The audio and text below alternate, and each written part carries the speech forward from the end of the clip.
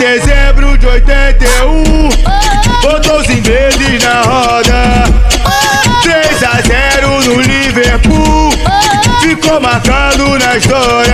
Fala rapaziada, beleza? No vídeo de hoje iremos falar tudo sobre o jogo entre Corinthians e Flamengo, bastidores e muito mais. Antes de mais nada, peço a vocês que se inscrevam no canal, ativem as notificações clicando no sininho e deixem aquele like bacana. Galera, então vamos à notícia do Mengão. Vamos falar o que foi a Corinthians e Flamengo pela 16ª rodada do Brasileirão 2022. Flamengo iniciou a partida com o Santos, na lateral direita Rodinei, na esquerda Ayrton Lucas, a zaga formada por Rodrigo Caio e Fabrício Bruno, no meio campo Thiago Maia, João Gomes, Vitor Hugo e Matheus França, lá na frente Gabigol e Vitinho. Como eu havia falado no pré-jogo, eu não escalaria o Vitinho. E ele também teve uma outra novidade aí em relação ao pré-jogo que eu comentei ontem com vocês. Ele colocou o Matheus França, também não colocaria ele. Não que o garoto seja ruim, pelo contrário, é um garoto de um futuro promissor. Só que o Flamengo deveria ter iniciado com Everton Ribeiro para dar mais peso em termos de qualidade e experiência ao meio campo. O time do meio campo do Flamengo ficou muito leve em termos de experiência. Eu acho que faltou um pouquinho de experiência nessa parte. E o Flamengo precisava ganhar esse jogo, porque era uma rodada fundamental para a gente tentar chegar no líder Palmeiras. O Palmeiras também não teve um bom resultado ontem, empatou com o Fortaleza, o Atlético Mineiro empatou com o São Paulo, enfim. Caso a gente tivesse ganho a partida ontem, seria muito bom, a gente daria uma subida legal no campeonato, encostaria um pouco no Palmeiras, né, que é o líder do campeonato nesse momento.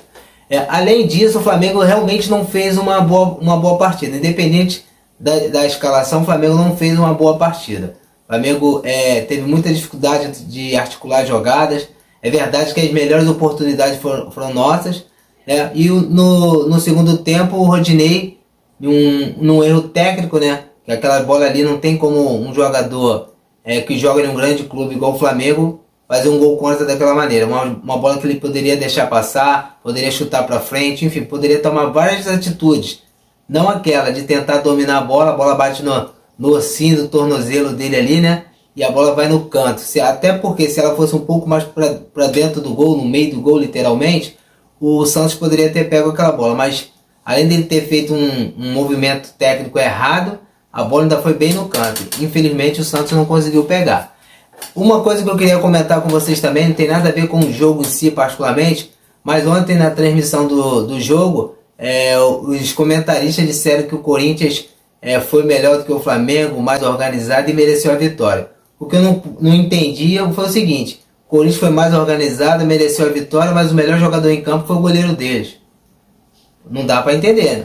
Se o goleiro do adversário foi o melhor em campo, eles ganharam de 1-0 gol contra, alguma coisa está errada. Repito, não que o Flamengo tenha feito uma grande partida, não fez. Mas o Corinthians não foi merecedor do gol, da vitória, melhor dizendo. Aconteceu o gol, poderia ser um gol contra até a favor da gente também, faz parte do futebol. Mas eles disseram que o Corinthians foi superior, não foi. As melhores chances foram nossas.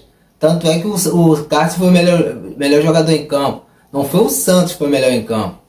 Por que então não deram a um jogador de linha do Corinthians o título de melhor jogador em campo? Né? Alguma coisa está errada. Mas só foi um detalhe que eu queria passar para vocês perceberem que nem sempre que a gente escuta na televisão é o fato verdadeiro, né? Cada um tem a sua maneira de analisar o jogo. Eu particularmente acho que o Flamengo fez uma partida regular, tá? Não foi uma grande partida, mas não foi ruim de todas. Então, analisando dessa maneira, a posse de bola do Corinthians foi maior? Natural, tá jogando em casa. O Flamengo entrou com um time mesclado, com dois moleques no meio de campo. Não havia essa necessidade, ele poderia ter entrado com o Everton Ribeiro. Ele poderia entrar com Marinho, Pedro no ataque, ou descansar o Gabigol, ou manter até mesmo o Gabigol. Como eu havia falado, que eu manteria o time, não só o esquema tático, mas eu manteria o time que jogou contra o Santos. O Gabigol poderia entrar eventualmente, mas ele optou por começar com o Gabigol. No segundo tempo ele colocou o Pedro, colocou o Everton Ribeiro, colocou o Marinho. Enfim, eu acho que o Dorival ele se precipitou em algumas situações, principalmente em colocar o Vitor Hugo junto com o Matheus França. Repito, são bons jogadores, melhor dizendo, são jogadores de futuro, só que o Flamengo precisava ganhar aquele jogo e sentir um pouco o jogo. eles não tiveram culpa da derrota, mas tecnicamente eles poderiam acrescentar mais ao time. Mas infelizmente o Dorival optou pelos dois jogadores, além de ter colocado o Vitinho. Como eu falei no pré-jogo ontem, eu não colocaria o Lázaro. A minha escalação seria o Everton Ribeiro e o Vitor Hugo por dentro, e o Lázaro jogando com o Gabigol lá, dentro do que ele passou ali. O resto eu não questiono muito a escalação do Dorival, não.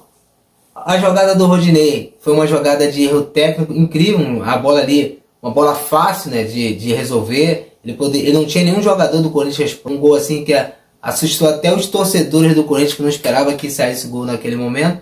Até porque o Corinthians não criou nenhum momento de perigo para o Flamengo, é verdade, só, a não ser um chute no final do segundo tempo que o Santos botou para escanteio.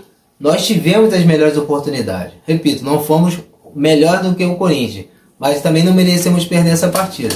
Mas são coisas do futebol. Quarta-feira está aí, a gente tem tudo para fazer um grande jogo. Temos que esquecer essa derrota para o Corinthians, deixar lá no canto, não esquecer o Campeonato Brasileiro não, porque ainda dá para chegar, acredito. Só para vocês terem uma ideia, faltam ainda 22 jogos para encerrar o Campeonato Brasileiro. Ou seja, são 66 pontos a disputar. Nós estamos 9 pontos atrás do líder, que é o Palmeiras. Teremos o confronto direto. Teoricamente, nós estaremos 6 pontos atrás do Corinthians, do Palmeiras. Tirando o jogo, o confronto direto, seriam 63 pontos para tirar 6 de diferença. Logicamente, a gente imaginando que o Flamengo irá vencer o Palmeiras. Então eu acredito que dá para tirar perfeitamente 6 pontos em 63. Não tem nada perdido. Não adianta agora também a gente ficar desesperado, falar que acabou o campeonato. O campeonato não acabou, tem muito campeonato. Teremos mais 2 jogos agora no Rio, né, contra Curitiba e Juventude. Na realidade não será nem no Rio, né, porque o Maracanã, quarta-feira será o último jogo no Maracanã e passará por uma reforma, né? Mais uma reforma no Maracanã, né?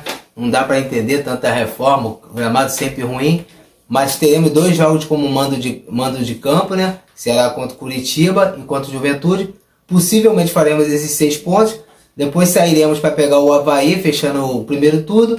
E iremos iniciar contra o Atlético Goianiense aqui. Ou seja, essas 4 rodadas, as 4 próximas rodadas do Brasileiro serão fundamentais para a pretensão do Flamengo no campeonato. Se ganhar essas 4 partidas aí, eu tenho certeza que a gente vai encostar lá no Palmeiras. Por isso que eu falo para vocês, não tem nada perdido. O que eu penso agora é o seguinte, eles vão esquecer um pouquinho o Brasileirão, vão focar quarta-feira, uma vitória simples, nos dá o direito de disputa de pênalti, uma vitória acima de 2 gols de diferença, nós estaremos classificados para as quartas de finais. Eu acredito na vitória, e vocês? Coloquem aí nos comentários, gostaria de saber se vocês acreditam que o Mengão passará pelo Galo. Eu acredito em muito, quarta-feira será outro jogo. Tenho certeza que o Flamengo vai passar pelo Atlético.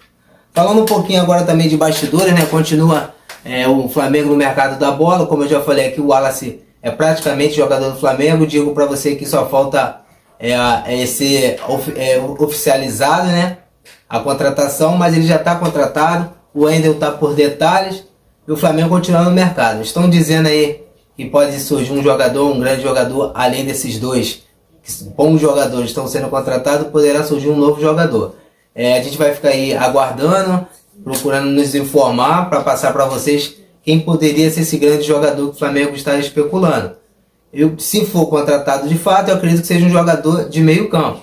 Não seria nem atacante, mas sim meio campo, para ajudar ali o De Arrascaeta e o Everton Ribeiro nessa caminhada longa que eles ainda teremos nesse campeonato, tanto brasileiro, Copa do Brasil, que eu acredito muito, e nas Libertadores, que já estamos nas quartas de finais. Então, acredito eu que se vier esse grande jogador, será do meio campo, e mais o Montiel, né, que está sendo especulado. Parece que, como eu falei no pré-jogo de ontem, o Flamengo já acertou com o jogador, mas falta acertar com o Sevilha, né? É a parte mais difícil, né, do negócio, né? O jogador tem interesse em vir, então o Flamengo vai ter que negociar com o Sevilha, mas acredito muito na chegada desse jogador também. Valeu, galera? Tamo junto aí, forte rapaziada. Então essas são as notícias do Mengão. O Mengão voltou a treinar hoje, visando o jogo de quarta-feira contra o Atlético Mineiro pela Copa do Brasil. O Flamengo precisa ganhar de pelo menos um gol de diferença para levar a partida para os pênaltis.